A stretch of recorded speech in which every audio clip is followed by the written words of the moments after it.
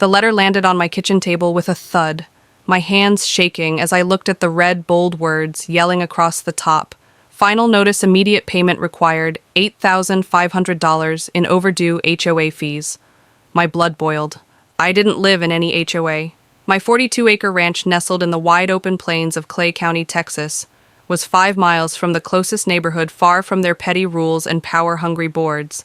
I purchased this property 6 years ago to get away from that foolishness, triple verifying the lines, so no HOA could get their hands on me yet. Here I was receiving threats of liens, lawsuits, and even foreclosure. If I didn't pay, the letter was from a law firm acting on behalf of Crestview Estates Homeowners Association, a group I'd never heard of until today. I called the number listed, and a woman named Sandra answered, her voice smug and cold, like she'd been swatting away complaints all day. "You don't get it," I said, imposing calm on my tone. "My ranch isn't in your HOA." She laughed a sharp, condescending bark.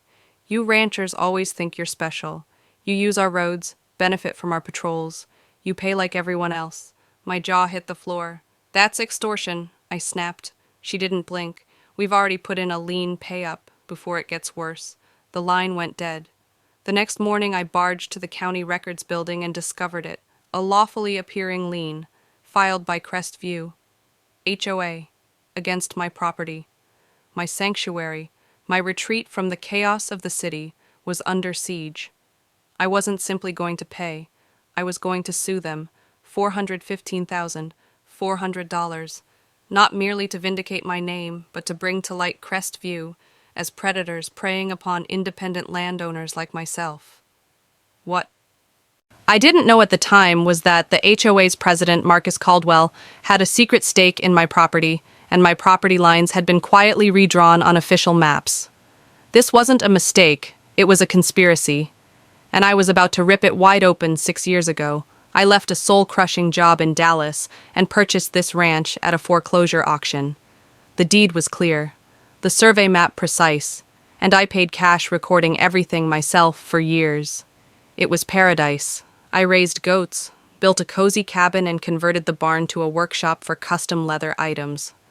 Life was peaceful, free, until one Sunday, a white SUV with the Crestview logo showed up at my gate.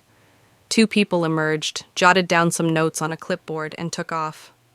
I brushed it off until 2 weeks later, when a welcome to Crestview Estates letter showed up with dues, fines, and bylaws. I could let it go to no answer, so I drove on down to their clubhouse, a gaudy building behind a wrought iron gate that was being guarded by a man who had taken his imposter badge a bit too seriously. "I'm not in your show," I informed the clerk. She smiled thinly. "Sir, our new expansion charter has your ranch in our community zone." She indicated a map on the wall where a red outline now engulfed my property. "You can't simply redraw boundaries," I exclaimed. My voice rising, her smile grew tighter. "It was voted on by our board," I sneered. "Your board doesn't override state law." She recommended I call their attorney. I left anger seething back home. I studied my deed and survey. Nothing was different yet. Crestview's attorney had filed a lien based on this so-called expansion. Most people in my county couldn't afford a legal battle against an HOA's deep pockets. But I had the advantage. I'd worked as a property title investigator. I knew how to detect fraud digging deeper.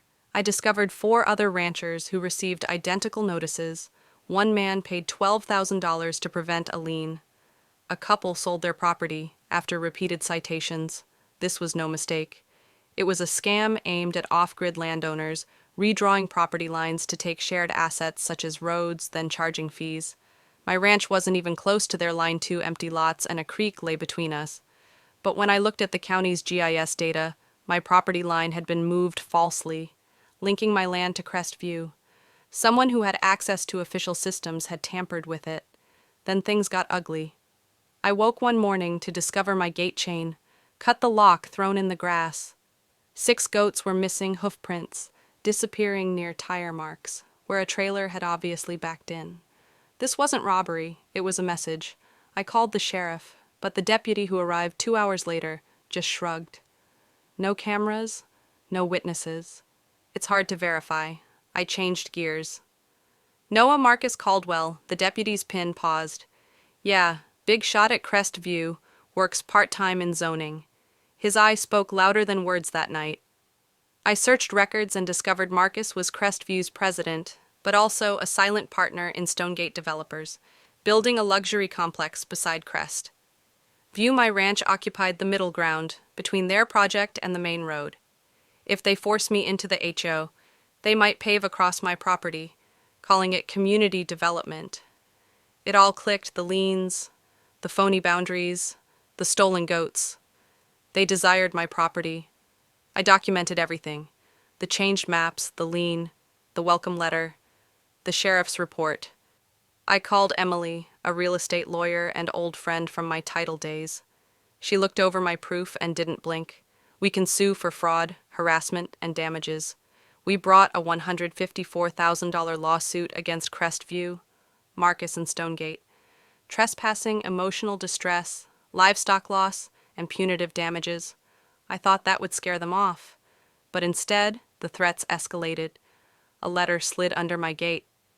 "Drop the case. This isn't worth your life." A late-night call followed a growly voice warning.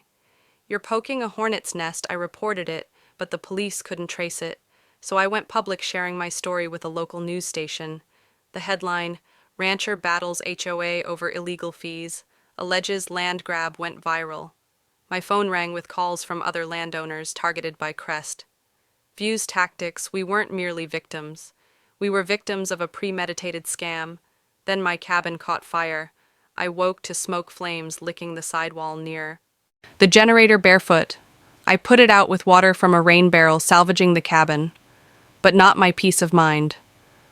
Our song-soaked rags filled a can. They weren't threatening me. They were attempting to annihilate me. I set up game cameras and floodlights, sleeping night's shotgun next to me. 2 days prior to trial, a black SUV at my gate. 3 men inquired. One had a metal box. When the motion lights came on, they ran, leaving behind a folder. Inside were aerial shots of my ranch lawsuit papers and my land survey. They were surveillance happy, but my cameras captured their faces and tag number, which I turned over to the sheriff. The SUV belonged to Stonegate, and one man was a known Confederate of Marcus. The sheriff opened a criminal investigation, posting a patrol near my ranch in court. Emily and I confronted Crestview's high-powered law firm. The courtroom seemed to hum with reporters and ranchers. Marcus strutted in, smirking, but his confidence faltered when the judge held up our proof: 2 plat maps, when displaying my ranch outside Crestview. The other changed by Marcus's nephew Ethan at 2:13 a.m. With an unauthorized login, Emily presented a deposition from the county's IT admin, verifying the breach, then produced a leaked email from Marcus, filed a lien by May, and the ranch will be held up for Stonegate's Phase 1. The judge's frown grew deeper. Marcus's lawyer stammered over a clerical error, but Emily was not to be stopped. "This was fraud, Your Honor. They filed an illegal lien, bulldozed over my client, and almost burnt him out. I asked for restitution, lien removal, an injunction, and damages punitive." Marcus stood, speech shaking. "I never signed for arson or intimidation. I only wanted the best for Crestview." Emily fired back on behalf of Crestview or Stonegate. The judge made a ruling on a 30-day probe, halting Crestview's activities in Stonegate's development. A whistleblower, one that used to work at Crestview's board, met us at a restaurant, unmasking a plan to attack 6 ranches for a gated community with a road cutting through my pasture. He'd seen it before in another county where no one resisted our lawsuit. Changed that we added to our case, charging fraud across jurisdictions. News organizations ran follow-ups. More ranchers came forward, and 2 zoning officials were suspended. Marcus disappears, home-listed, phone dead. Some reported he escaped to Mexico. The state attorney general opened an investigation exposing Stonegate plan to target 40 properties statewide. Their CFO passed away mysteriously. An overdose with no drugs in his system. A letter came with a $154,000 check and a note in the lawsuit: "Walk away, we gave it to the DA as evidence of bribery." The court ruled in our favor. Crestview dropped the lien, paid $154,000 plus fees, issued an apology, and was barred from targeting my land again. The case ignited a federal investigation, resulting in Marcus's arrest in Arizona on 18 charges, including racketeering. His nephew became state's evidence, revealing corrupt officials. Stonegate fell apart, assets seized. Texas enacted the Elliott Act in my name, mandating public approval for HOA expansions and severe penalties for fraudulent liens. Spoke at the Texas Landowners Convention. My story made the front page of the Dallas Morning News. My ranch held strong, and I gained $75,000 in whistleblower rewards that evening. Strolled my fence line with my dog, the stars shining my land. Untainted, I hadn't merely battled an HOA, altered the